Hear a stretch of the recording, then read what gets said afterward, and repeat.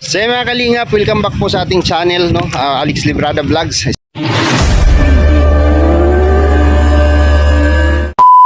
Isang mapagpalang araw po sa ating lahat mga kalingap. At magandang araw, magandang umaga, magandang gabi po sa ating lahat.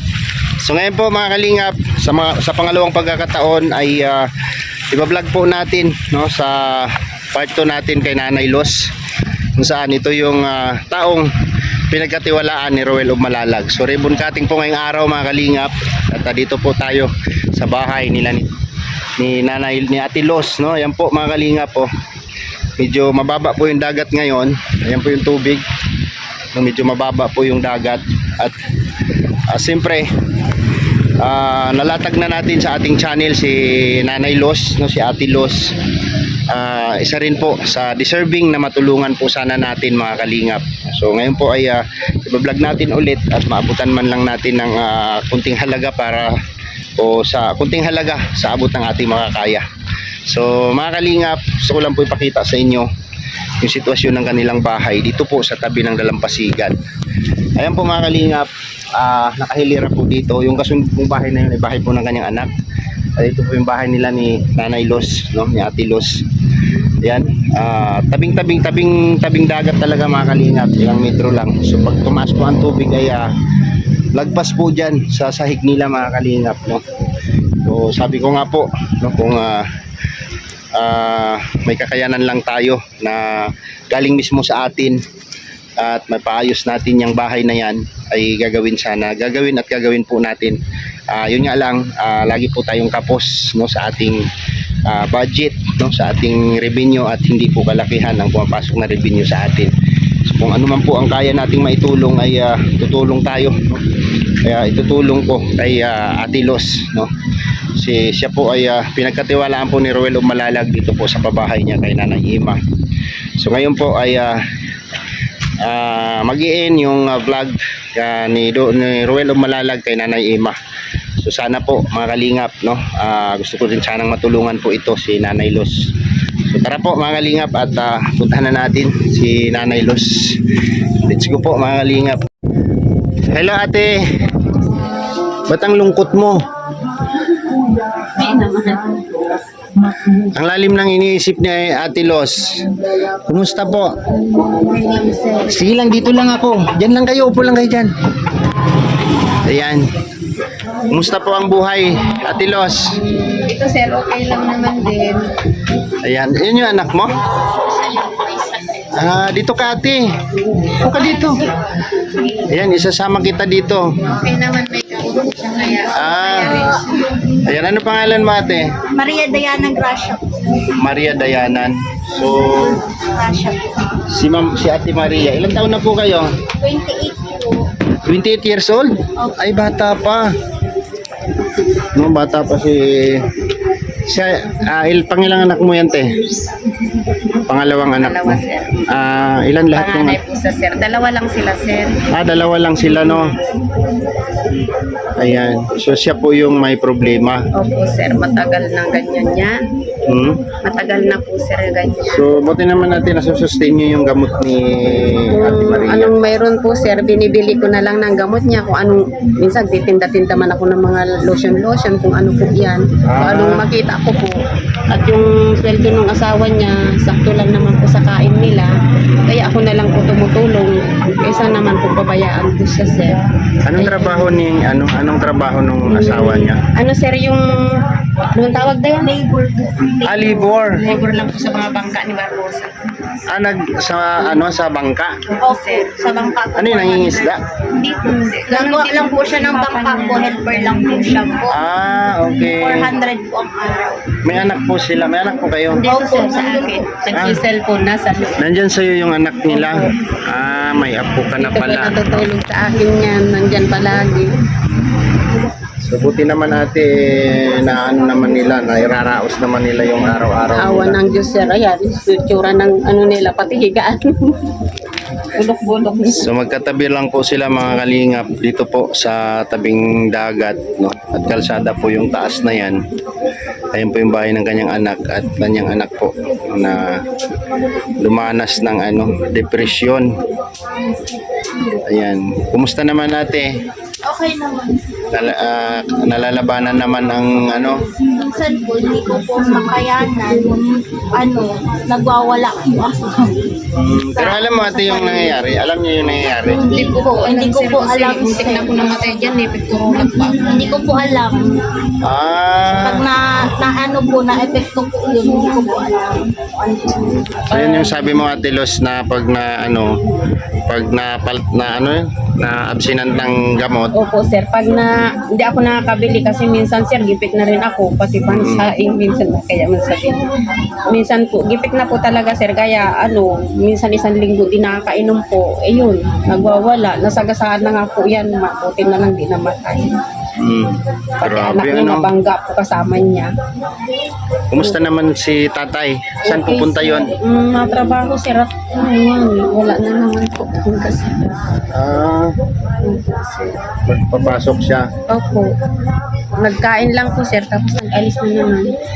Ganun. Sa gabi ko lang po yan nakikita sir dito. Pag makain, ganyan po. So anong message niyo po ate Los dahil dyan regarding po kay Nanay Emma? Ano po ang masasabi niyo? Ang masasabi ko lang po, maraming salamat sa lahat ng tumulong kay Ate Emma po. Ganun lang po. Masaya ako dahil may bahay na siya. Hindi na po siya maghihirap, may tindahan. Maraming salamat po sa lahat ng tumulong kay ate ko. Sa lahat-lahat po. Kahit hindi ko siya kakaano, mahal ko po siya. Tutulungan ko pa rin po hanggat nandyan po ako. Salamat po sa lahat ng tumulong kay ate. Salamat po sa lahat. So, may tanong ako ate Los. Pinangarap mo rin po bang matulungan na katulad ni Nanay Emma? Kung papalarin sir, kung may tutulong din sa amin, masaya po ako na sana may tutulong din po sa akin. Kahit lang liliit na rin tong bahay namin, basta po maayos ng maganda po siya. Ngayon lang po sir. Yun lang po ang gusto ko sana bago tumanda yung asawa ko rin at ma-injury din po siya. Ayun, hindi na kami takbo ng takbo ko kung saan po pag magbagyo. Yun lang po sir, maraming salamat po sir Alex. Ayan.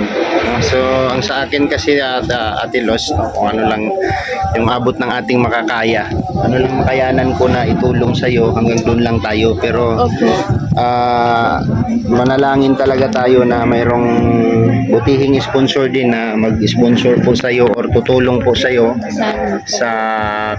sa kunting kahilingan nyo po, no? Sana matulungan din po kayo. So yun din po ang sinasabi ko na sana may tutulong din po sa iyo sa sa sitwasyon nyo po ngayon. So saan ba yun? Wait lang. Sa ngayon Ate Los, ito lang muna. Nakita mo ba yung laro kanina? Nakita mo yung laro kanina? Oo, sir. Nakita mo yung laro? O, sa'yo na to. O, yan po, 1,000. Bigay ko sa'yo. Maraming salamat po sir. Opo. Pinilit ko talagang sigaw yun Ate Luz kasi naisip kita. Kasi wala po akong pangbigay sa'yo ngayon. Sabi ko, pag mananalo ako, ibibigay ko kay Ate Luz. Yun ang sabi ko kanina. Kaya Pero okay lang naman kahit wala kang may abot sa akin. Masaya ako nakilala ko kayong lahat, sir.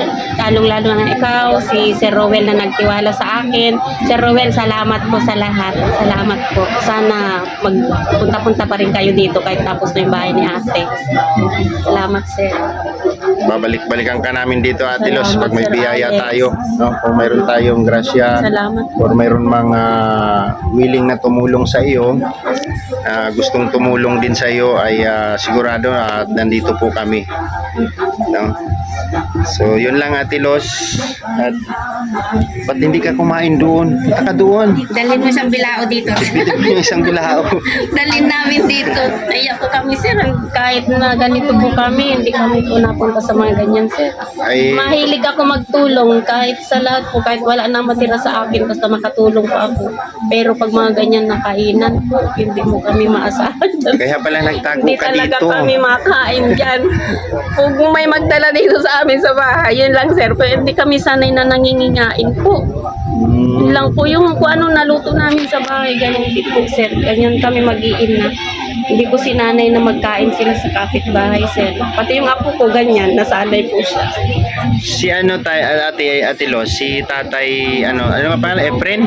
Robert, Ay, Robert, si tatay Robert, yung asawa niyo po. Napa-check up niyo po yan nung nung na-discuss. namaga po yung mukha niya, sir, yun lang pina-check up namin. Last na po yung kasi kulang ang pera, sir. Kaya nung gumaling yung sugat, hindi po yata gumaling dun sa loob. Kaya hanggang ngayon po, Iniinda niya. nanginimi, minsan po hindi niya mailakad, masakit daw. O ibinibilhan ko na lang po siya ng ano po ito, Neurobion. Neurobion. Opo, Neurobion. tapos yung mga ilang minuto lang po, sir, masakit na naman daw. Para sa ugat yun eh. Pero sir, tinitiis lang niya, wala naman po na trabaho. Ang sa akin lang naman, sir, ang kunti-kunti kinikita ko sa mga yun, lotion ko doon. 5% lang naman po sa akin doon.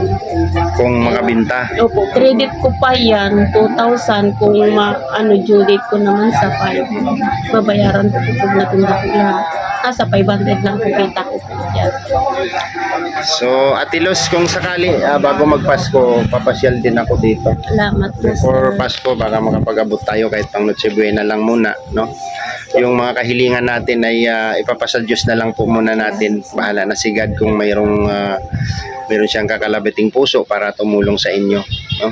Kasi sa akin, tita ate, sa akin, Ate Los, sasabihin ko sa iyo, yung kinikita ko po sa akin channel ay hindi po sasapat para makapagpatayo ng bahay, no? Kahit simpleng bahay lang. At hindi po kalakihan yung pumapasok sa akin. Okay lang, sir. Pero kung mayroon tayong mga butihing sponsor na willing na tumulong sa inyo, ay yan po ay natin, no, ipagkatiwala natin kay Lord lahat. Ipagkaloob niya sa inyo yan. Ikaw, Ate Maria Maria na yan. Maria Diana, ang ganda ng name mo. Tatlo po. Kamukha mo si Bina Morales. Hindi yung tinutulungan nila Kuya Bal, kamukha mo si Bina. Okay na, papanood ko na sa set. Ano rin yun, dumanas din yun ng depression, pero nalabanan niya rin, naging okay hanggang ngayon. Napabahayan din yun ni Kuya Bal.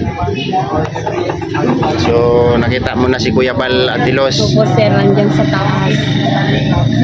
Sir Bal, magpakita ka naman sa akin. Lapit ka doon. Ayaw ko, sir. Ayan mo na. Nakita ko naman ako siya. Na-video ko pa. Ano, hiling tayo sa kanya? Pwede.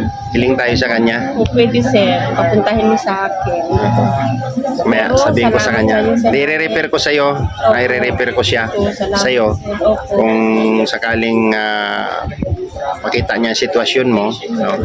So yan po, Kuya Bal, ito po yung kalagayan nila. So katabi lang po ng pabahay ni Dodong, at ito po yung pinagkatiwalaan ni Dodong Ruel of Malalag sa kanyang mga pabahay dyan. Kung anong kulang, si Ate Los po ang mini-message si Dodong, no? Sana matulungan din po natin ito, Kuya Bal, no?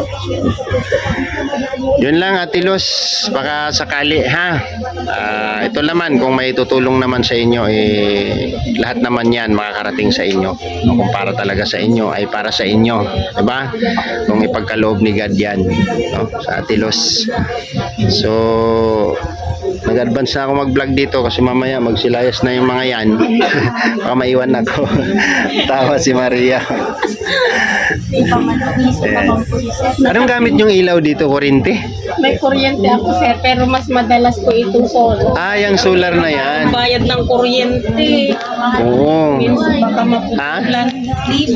Libo yung kuryente. Isang TV na lang kung pinapanood namin, nag 300 po ng bayaran namin. Ay, sir. grabe, Kaya, Yung ano? mga solar po, dun sa kapatid ng asawa. Yung kuryente nyo. Hati pa kami. Pero yung ganyang solar, Ate Los, tumatagal naman yan sa gabi. Opo, sir, mga magdamag na. Magdamag din po yan.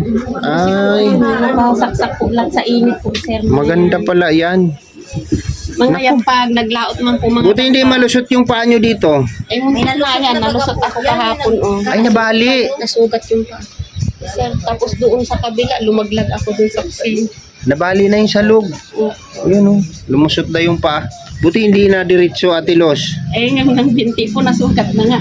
So yun po mga kalingap, tinapal-tapalan lang po nila yung kanilang sahig para... Sir, at hindi naman na... Ay, ikaw lang yung nagtatapal-tapal niyan?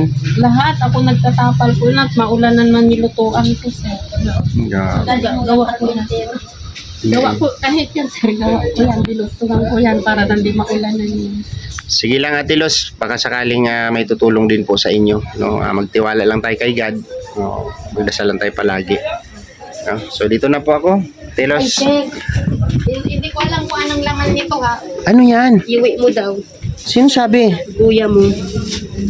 Si Kuya Rodolfo? Opo. Sir, asang pagkatong plastic pagdagan natin. Ano to? Yan, binigyan po tayo mga kalingap. Ay, isda. Bangus.